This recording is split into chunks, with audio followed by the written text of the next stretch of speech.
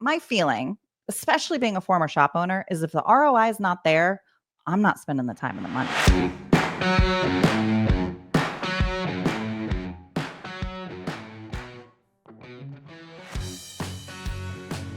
Welcome back to the Collision Vision, driven by Auto Body News. As always, I'm your host, Cole Stramberg, and today we're continuing our series all about marketing your independent shop in the age of consolidation. Joining me today is Micki Woods, founder of Micki Woods Marketing and host of the popular Body Bangin Podcast, as well as one of the industry's most recognized voices when it comes to helping collision centers just like yours develop high-impact marketing strategies. From building a local brand that stands out to effectively reaching your ideal customers, Micki brings practical, proven insights for shops of all sizes, especially those trying to compete with national consolidators.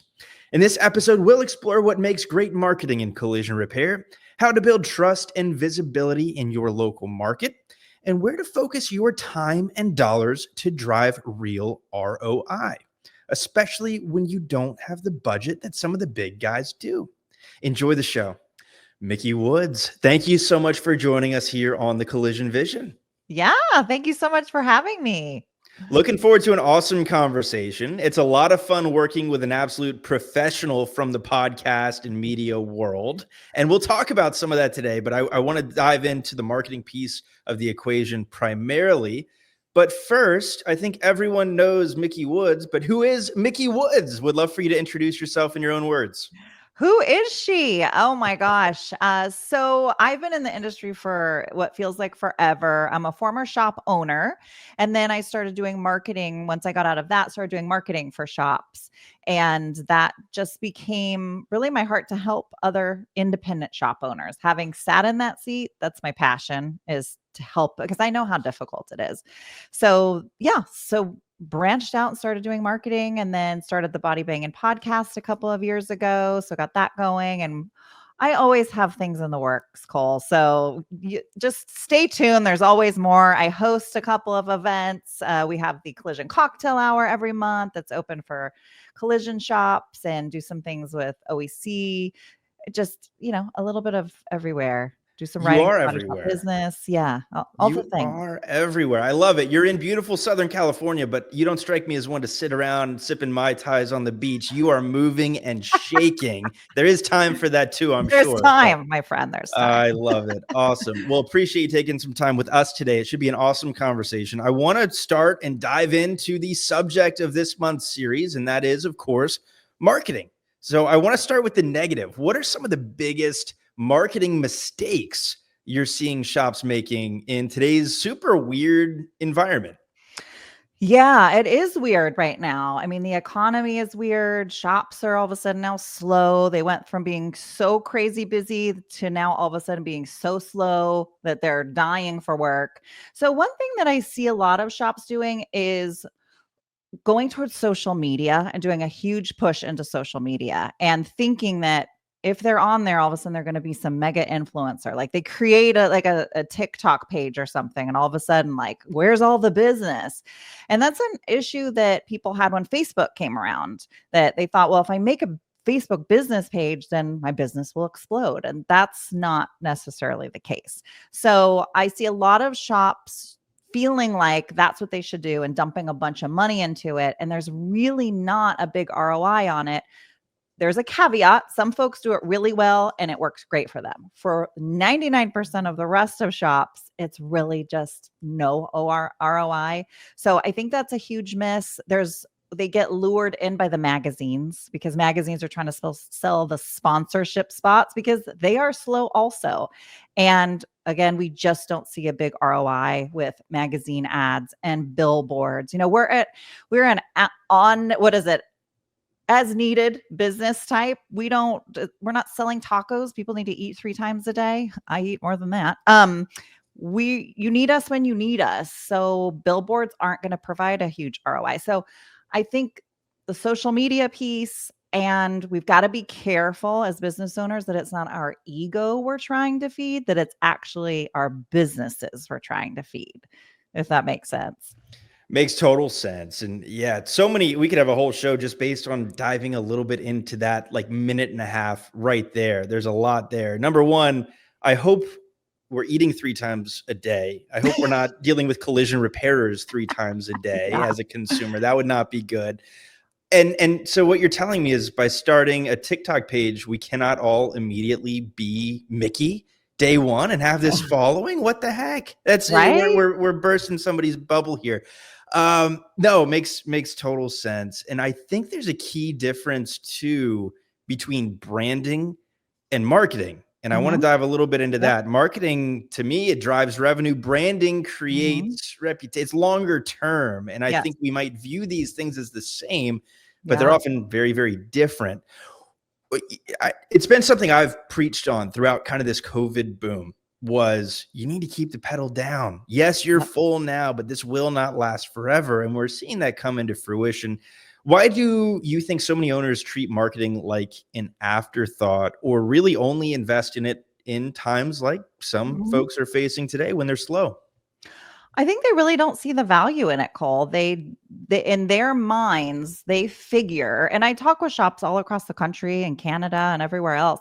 They think that the customer is going to file the claim, the company is going to tell them where to go, and the customer is just going to go there. There's really no in between, or they're just going to go where a family member said. They're not really valuing the customer journey and understanding that it's so much more than that, and realizing that we can get in the midst of that. We can actually get in that gap because that gap exists from calling the insurance company to connecting with the shop, even for non-DRP shops or for DRP shops. So I think shop owners are assuming that the customer journey is one way and it's not.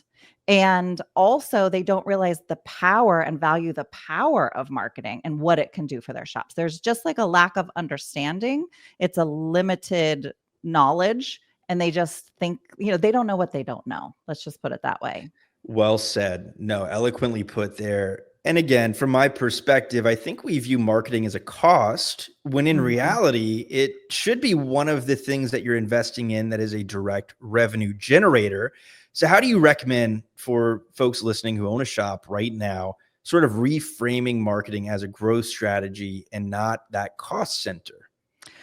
Yeah, that's the issue is talking with a lot of shops that want to grow their business and all they can think about is the monthly outlay of what is that going to cost me each month? And that's all they're focused on. Well, there is a piece, that's why we call it an ROI, return on investment. You're investing money to get more money back. So there is going to be an outlay. You don't come up to a table in Vegas and just expect that you're just going to get money from them. You got to put some money in to play the game. So you're investing the money to get it back. Maybe the stock market would be a better analogy there, but that's the issue is they're seeing it just as that expense. They're forgetting that you're actually going to get something from it.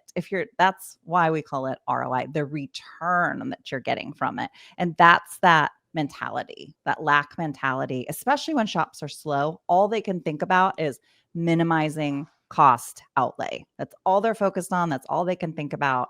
And so they're in this really tight, fearful state, which then doesn't allow them to really step into that uncomfortable place. But that's where the magic happens. That's where the good things are happening.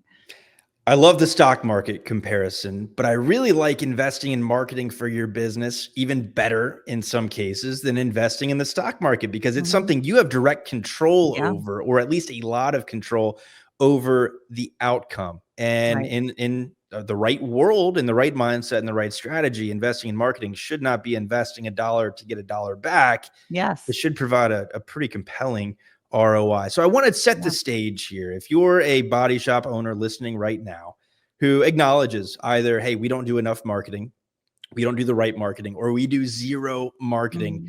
where should that shop start in putting together a plan? Well, if they've done no marketing, oftentimes when people call me, they've done zero marketing. I'll use one of my clients for an example. So they called me. They were a smaller independent shop wanting to be busier. And this was about 2 years ago. So they had an extremely basic website and no Google business profile. Maybe if they did, it was just like basic contact information and the Google picture on there. That was it. They had never done anything. And I said, before we start pushing on the marketing, let's get some foundational pieces in place. And I think that's where everybody can start is check your website, make sure it's mobile friendly. I mean, I feel like we're in 2025 and you would think this would be a given, but these are some really important basics the consumer, our customers need to be able to navigate comfortably and confidently wherever they're finding us. And your website is huge and it's a piece of marketing, but dial in your website, make sure you don't have grainy pictures on there from the 1970s when the shop opened, or even 5 years ago, like trees grow, things look different, you got a new coat of paint. So start with evaluating the foundational pieces. Your Google business profile, it's free to access it. It's free to optimize it. Add pictures of your business before and afters of cars you're fixing. Make sure your hours of operation are correct. And most importantly, make sure you're pushing for Google reviews. We live in Google's world. People are going to Google. And if you don't have hardly any reviews, people need to trust you to leave their car with you. So I would say help yourself to build the foundational pieces so that when a professional marketer does come in, then they can maximize what you already have versus coming in with some very basic, maybe if your Google business profile isn't even built out at all, the marketing efforts can't bounce like they would if you had good foundation in place. Sure. And it's easy enough stuff to do yourself with a little bit of elbow grease, a little bit of work, and most importantly, a little bit of attention away from your busy day. Right. I love that. The foundation is so important. And then you can start really investing in kind of promoting yourself and promoting that foundation. I would imagine kind of staying along this base level entry to play, some consistency, even among the foundational piece is going to be important. How does one go about making their online presence and their branding consistent across all these things? It seems simple, but it's crazy how often you see very different feeling pieces out there. Yeah, because oftentimes the owners really don't know who they are and who they want to portray their business to be. So it ends up being a very scatterbrained feel for everybody. The consumer doesn't know. So I always think it's important for owners to get together with their management team, the staff, have a staff meeting and decide how are we going to represent ourselves? What is the logo we're going to put out? What is our messaging that we're going to put out? What is our core value statement? And once you have that, then when you start to push forward with any marketing, even if it's a banner at a football game, wherever you're pushing out your branding pieces and your marketing pieces, now it's all consistent, which is really important because people aren't going to resonate with one logo one day and 2 months later it's a different logo, different colors. They're not going to make the connection. The power happens with the consistency of the same thing over and over. Different logos. I've seen different names represented, even slightly different, right? Auto body, collision. It's the same thing. And it reads very differently. That doesn't work. This is the easy stuff to get all of that consistent. Yeah. Going back for just kind of one more trip around the website piece of things in terms of the basics, it's astounding to me how many shops don't even have a website. The first thing that shows up is CarWise, and there's no website, at least on page 1 of Google. What are the basics you want to see in a website? Yeah. It's so important. You've got to have pictures of your shop are hugely important. People want to know who they're going to be dealing with. So putting just stock photos all over your website is a huge mistake. If you have to get something up, then do it for the sake of just getting your website up. It's better to have a website with stock images than have no website. But I will tell you, take the extra time. Our phones are fantastic at taking pictures. If you've got the money, hire a professional photographer. If you don't, get your phone out.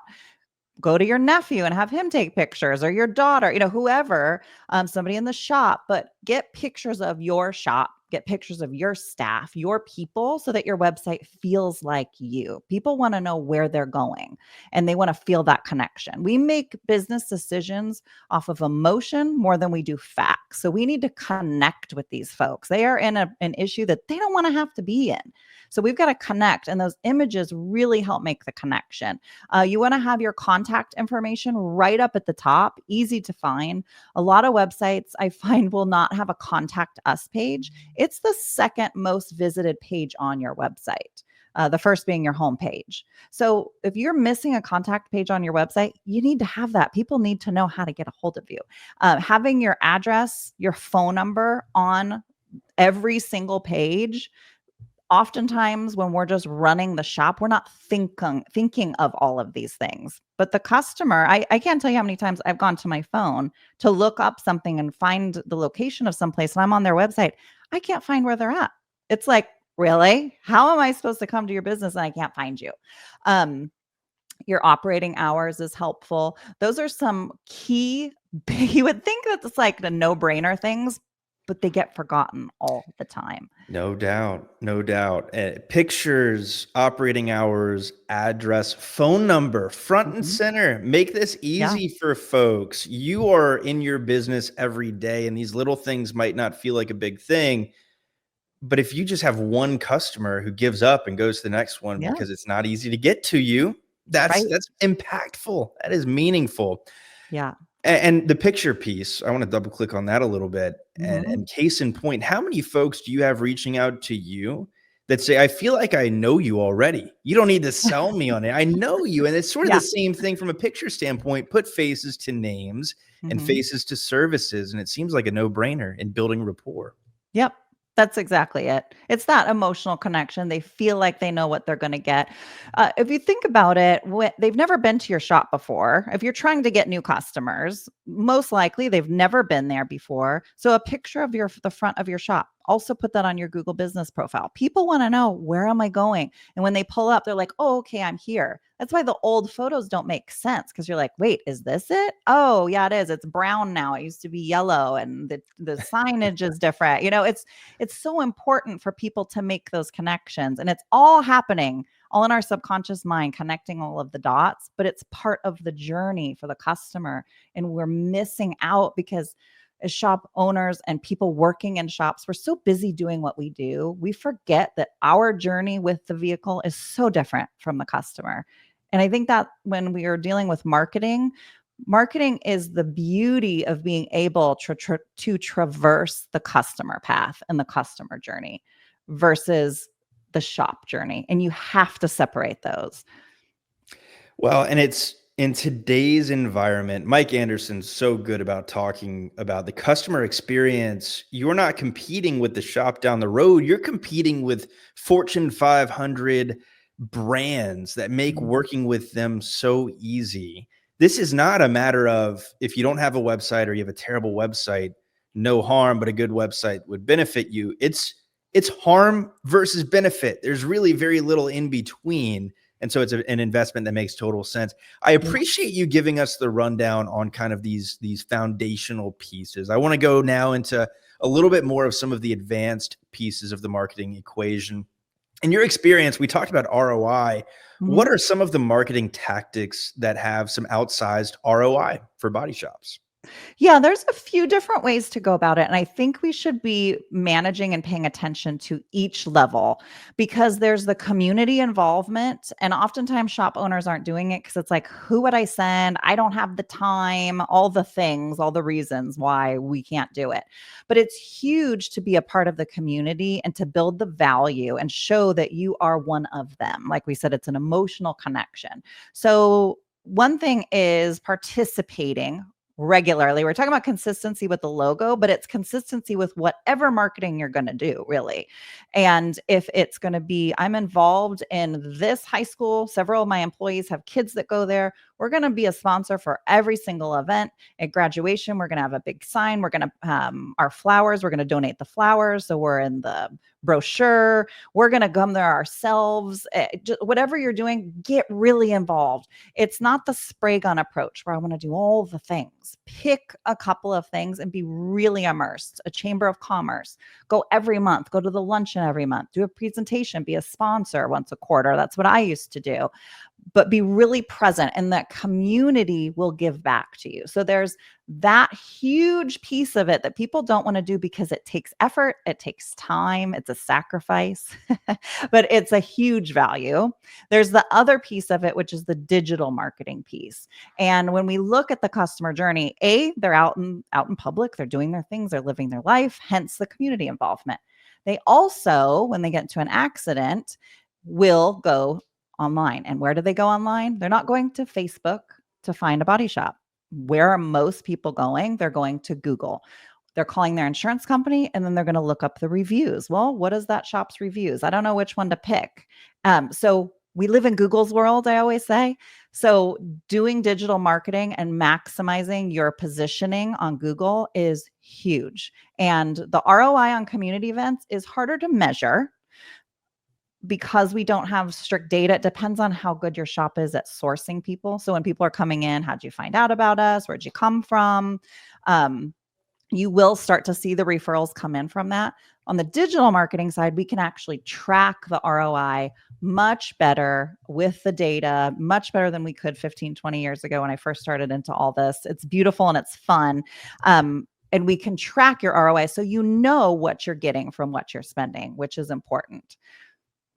If you can't measure it, you can't manage it. Yep. I say here frequently on the Collision Vision was a great line that an old mentor of mine and a modern mentor of mine continuously taught me. And that is the beauty of digital. You can see what's working in almost real time. Some of the other stuff, hugely impactful, but it takes a little while to get a sense of, hey, is this working or not? And it requires consistency, which is sort of a theme here, I think, in today's conversation so far. Talk to me about a couple things within kind of the digital realm. And the first one is social media. How should shops be using social media? How should they not be using social media? Because I know there's plenty of examples of that as well. Yeah. For shops that are going to choose to spend time in social media, minimally, I would say every shop should have a Facebook page and Instagram page. It's all owned by Meta. It's all under the Meta umbrella. Create the profile, put some photos in there, make it look nice, fill out your basic information, and put a few posts. At least if you have that, then when somebody gets into an accident, if their car's at the shop and they just picked it up, they want to post it on Facebook. Now they can tag your shop. So now other people are like, oh my gosh, you see her car, it looks amazing. And they're click to go over to your shop to see where did that get fixed at. They can't do that if you don't have a business profile. So you need to go create a page or a profile on those platforms. That's what I recommend. TikTok, all the other things. Personally, no, just no. We're not going to even. Do you have a TikTok? Personally, I don't even mess with TikTok myself. I did, and I don't now, and the kids do, and it's just another thing to get lost in. But people are not going there to look for body shops. I mean, I don't, and that's why social media is tough, because people go to social media to entertain themselves, whether it be politically or to laugh or whatever stirs their soul. Fixing a body panel isn't stirring anybody's soul. Nobody cares how you fix that bumper. So you've got to be really creative and have an extremely unique positioning and strategy to actually get ROI there. And so oftentimes the juice isn't worth the squeeze. If you want to be there and you want to have presence, by all means, if you've got somebody in-house that will do things for you, that's the way to do it. Have somebody in the shop do birthday photos for your team, shop lunches, Christmas parties, those types of things where you can tag your employees, you can highlight people. People want to see people. If a customer comes to pick up their car, ask if they'll get in a picture with it and do a before and after, or a cute dog is in the front seat, but you got to be there on property to get those photos. So that's why we don't offer social media services here, because the only way to really move that needle is to make the connection. And how do we make a connection if all we're going to have is stock images? We're not at your shop. And who can better represent the shop than you, who's in the shop? So I would say if you're going to do it in-house, be consistent. So however often you're going to post, do that. If it's one time a week, do it once a week. If you want to do it twice a week, do it twice a week. I do not think you need to be there 5 times a week, unless, again, you're one of the 1% that has a really unique strategy, like my friend Clay with Best Body Shop. He blows the roof off. He has a very unique strategy. Most people aren't going to spend the time and effort on it. But again, if the ROI, my feeling, especially being a former shop owner, is if the ROI is not there, I'm not spending the time and the money. I'm just not doing it. And that's how I feel about social media. And it's for something that's so time oriented, it's an ROI calculation, but it's also an opportunity cost calculation. Your time is very finite. Is there something better that you or your team could be doing? That's a big part of what it comes down to for me. What are your thoughts of email marketing for body shops? Email marketing can actually be, if done properly, it can actually be valuable. So we've got some shops that we work with, they'll do birthday emails. So they have database in their system that pulls the birthdays. And one of our clients, he works closely with a local mechanic. So he'll give a free oil change on birthdays. Or another shop, there's a local bakery, so they can go in there and get a coffee and a cupcake on their birthday. And so they send out a free little voucher on everybody's birthday. We have another shop that does a monthly email, just staying in touch with you. These are the local events in your area for the month of November. Here's some car care tips. We're about ready to head into snow season. Here's some car care tips or windshield tips or something like that. So that's just the branding piece you and I were talking about before, staying top of mind. That's a nice way to do it, but you've got to be really careful, because once they unsubscribe to that email, you can never email them again. So we want to stay in front of them, but the second they're bothered, they're out. And they already get so many emails. So there's got to be value. You've got to be providing value, and it can't be so often that you're pestering them. So it's a fine line, but it can be wonderful. That's why I like the shop that does the birthday giveaway. I think it's fantastic. And then if he got a new certification, he got the Toyota certification, then he blasted out to everybody. Hey, it's exciting news. We just got the Toyota certification. If you have a Toyota, we'd love to have you come on in. Just wanted to make an announcement. Those people aren't going to unsubscribe. They want that free oil change. They want that cupcake and coffee. Oh, yeah. Yeah. Fine line. And it seems like maybe some form of being catalyst driven in your outreach, not just being more noise, not just being more emails showing up that they have to delete. Yeah. Something to reach out, find something worth reaching out about. I love that. I think that's great feedback. I want to keep running through some tactics here and getting some feedback from you. I think this is fantastic. The next one, reviews and reputation management. How important are these? How do we optimize these? How do we get the most of the good ones, at least? This is huge. Reviews are so powerful that if you are not maximizing your reviews, it's a huge miss, and it's inexpensive to do, but it's hard to do. So there are different software systems out there that people will take advantage of, where they automate the system so that the second the customer delivers the vehicle, then within however many hours or minutes, they're getting a link to a text link to review.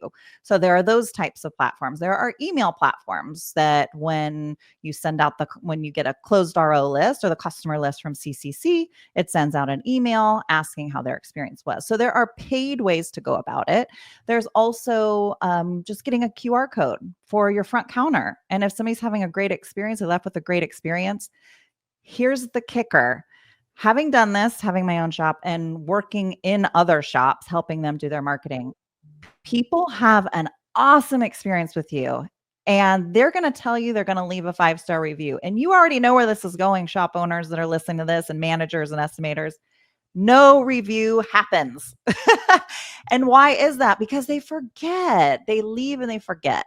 So what we find works. That's why the texts and the emails work. But if we want to pare it down even further, you can get a QR code. And there are different ways you can find them online, whatever.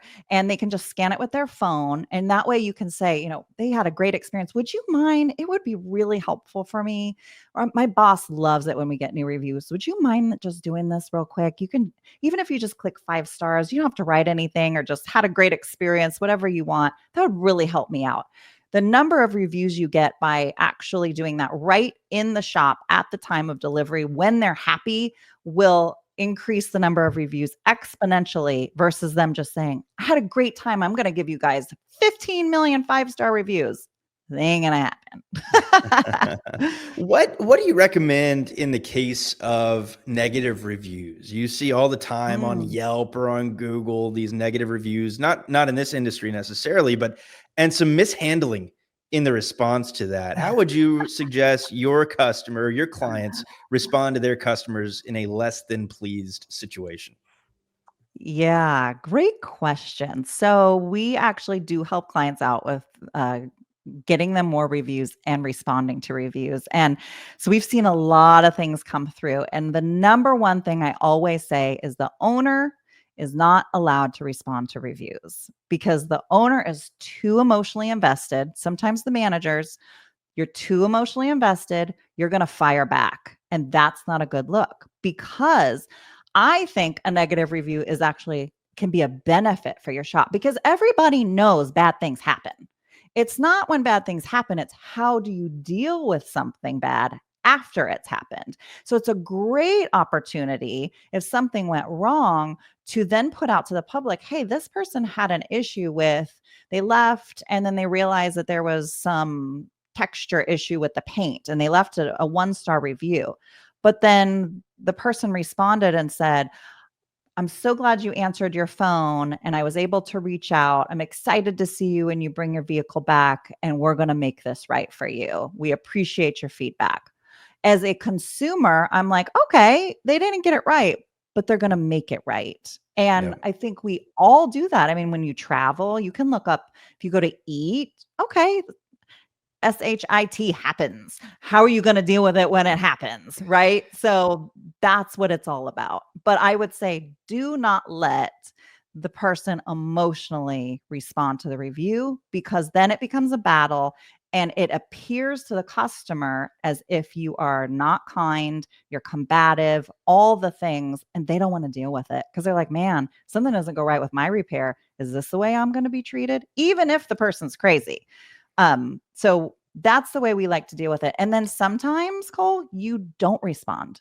If you know Janice left this 1-star review and Janice is cray cray, we're just going to let her review sit there. Because if Don't you poke the bear. respond, yeah, now you open up the can of worms and now it's a mess. Sometimes you just got to leave it. So that's typically how we recommend dealing with it. Love it. A couple things I'd point out there. Number one, I love the transparency. To me, if a review board, all the reviews collectively are too sanitized, no one's going to a Yeah. 5-star review because it looks like a review farm. You want to see that 4.6, Yes. 4.7, 4.8 with a bunch of reviews, and that feels real. There's some benefit to being real. Totally. Number two, I appreciate you keeping this program safe for work with your spelling out the bad words. That's awesome. You're the best. That is great. No, it's a great feedback there and super interesting because I see that and I'm like, man, I don't know how Mhm. I would respond to that if I were in the owner's Mhm. shoes. And to make sure it's not emotional, to make sure it is professional, to Yeah, know that people, this is on record. People are going to see this potentially for a very long time. Let's that's be the right. bigger person and respond to this in an appropriate, helpful way. Something that Yeah. is not necessarily marketing, but it's related to that review piece.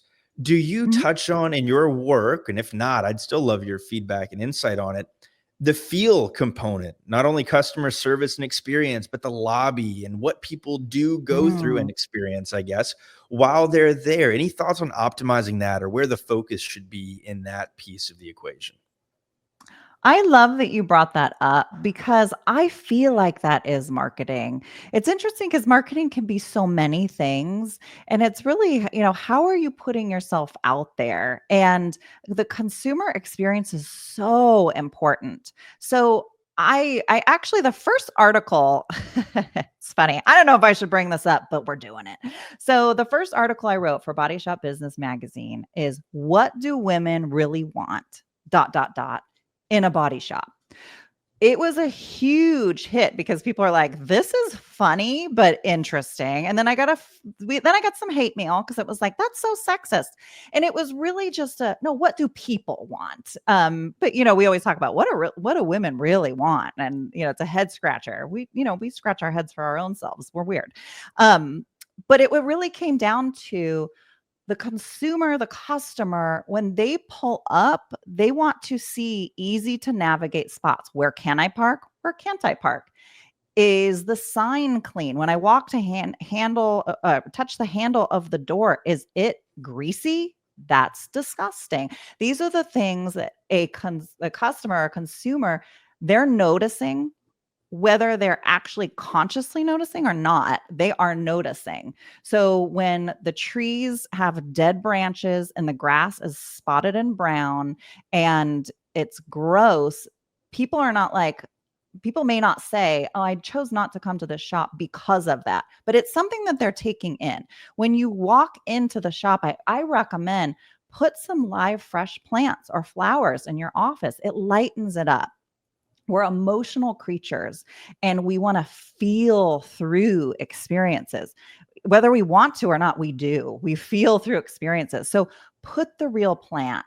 Don't have it smell greasy and gross or like we just heated up a McDonald's cheeseburger in there. Like when you give them a clipboard to fill out paperwork, not the same clipboard you've had for 20 years with the pens with the label grinded down because it's been used so many times. Like it's the whole experience. Paint your walls, clean the scuffs off the walls, vacuum your carpet. It's the little things, because from a customer's perspective, if you think about it, if your front office looks like this, what does it look like when you're repairing my vehicle? I'm trying to come to an expert in collision repair and you guys can't even wipe the dust off your front counter. Like that's whether we're consciously making that connection or not, our brains are thinking it. So I think it's a huge piece, Cole. I'm glad you brought it up. So many shops miss on this piece. They'll create these beautiful buildings and get all this brand new furniture, and then the dust piles up and the dirt piles up. And it's like, you guys are living in it. You see it every day, so you stop seeing it. Yeah. Get somebody a fresh perspective to help you and walk in there and give you some ideas, because oftentimes we can't see the forest through the trees because we're just in it so often. And it makes total sense, right? There are going to be some mindsets that are, we get business from insurers or from dealerships. You sort of forget at the end of the day, you are in the retail business. You do have customers and clients that are going to be in your shop. Make the vibes good, right? Might as well. It's one of the least expensive things we've talked about today, but it's probably one of the most impactful things as well.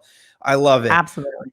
A primary piece of this series is marketing in the era or the age of consolidation.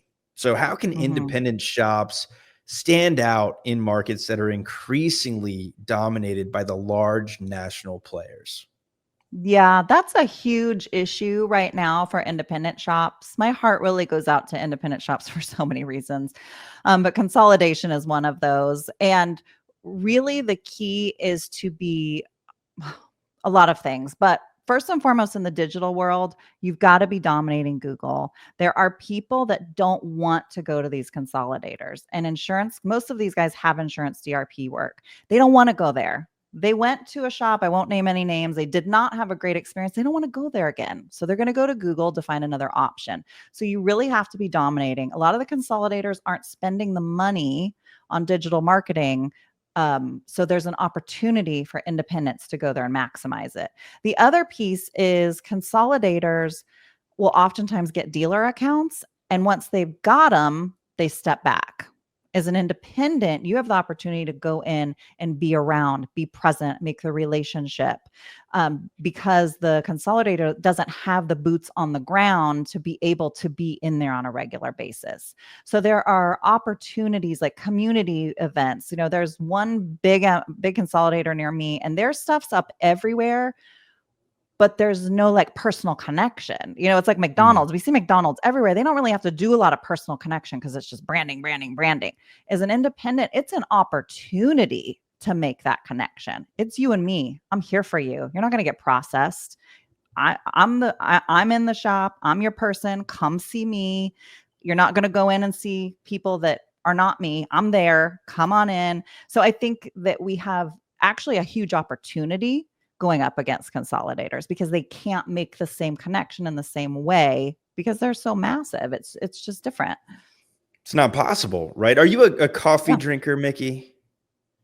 I'm Do you like not. coffee? I Wow. don't. All right. Yeah, I am. I know. It's I'm one it's of a the weird problem ones. for me. Well, I whiffed on that question, so awesome. Thanks for that. We could at least lie. Just I kidding. mean, That's yeah, okay. I am. I I used to love love it. coffee. I love Yeah. coffee. I'm a coffee. It's a problem. And Starbucks has its place. I love me some Starbucks. However, all Yeah, yeah. things equal, there are a lot of consumers, myself included, who, if there's a great local coffee shop, let's go local. Yeah. Let's highlight that Oh, local, absolutely. super unique, independent feel. And that's something Oh, yeah. that's happening across industries. And I don't think this industry is an exception. I want to be Absolutely. conscious of your time here. You've been so generous with it. I want to talk kind of before we start to get into concluding some of our conversation about how marketing relates to hiring folks too, just as we Mhm. are competing against consolidators for customers and relationships. Those relationships transcend into employee relationships and hiring and Yeah. retaining talent. How do you think that impacts a company's ability to bring new talent?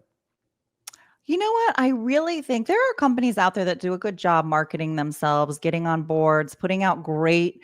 There is a piece of it and there's a nuance to it of putting out job postings and how to do it and adding video to the job postings and showcasing all the wonderful things you do for employees. I still think, and maybe this is old school of me, I still think it really has to do with how you treat your people.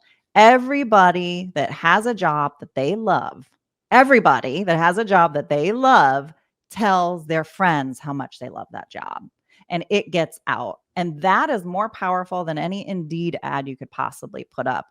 When I worked for Valley Motor Center early on in my marketing career, we had people beating down the door because the shop owner was incredible. He gave cash bonuses at Christmas time. We did a Thanksgiving huge feast. We do events in the park where we'd bring our whole families. It was a family environment. And the list goes on and on. The benefits he gave us, he paid us more than any other shop around. So this all sounds very expensive, but basically we felt like we were family. And we all told everybody, and all of us told everybody how much we loved our jobs. And techs, no other techs, painters, no other painters, CSRs, no other CSRs, office managers, no other office managers. And we had a consistent flow of applications. People were dying to get into that shop because people didn't leave very often because they loved it. And so they were dying to get in when somebody was going to move away or whatever it was. And it was because of the culture that the owner made in that shop that drew people to it because they wanted to be a part of that. They wanted that. That was like that's the dream, right? Is to work at a place that you love and feel appreciated. You kidding me? I think that's the key. Culture, double down. Forget those positive reviews and referrals from clients. Get them from your employees too. Nothing Yes. more powerful. I love that.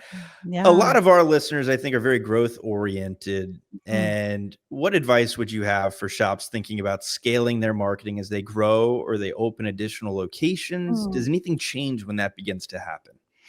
Yeah. Well, when they're wanting to grow, they have to get more visibility. So that's a huge piece of it is how are you going to get visibility? What does your market look like? So you want to work with somebody that can evaluate your current market and where you're at right now. And the strategy for one shop may be different for another shop. So you want somebody that's going to look at your shop.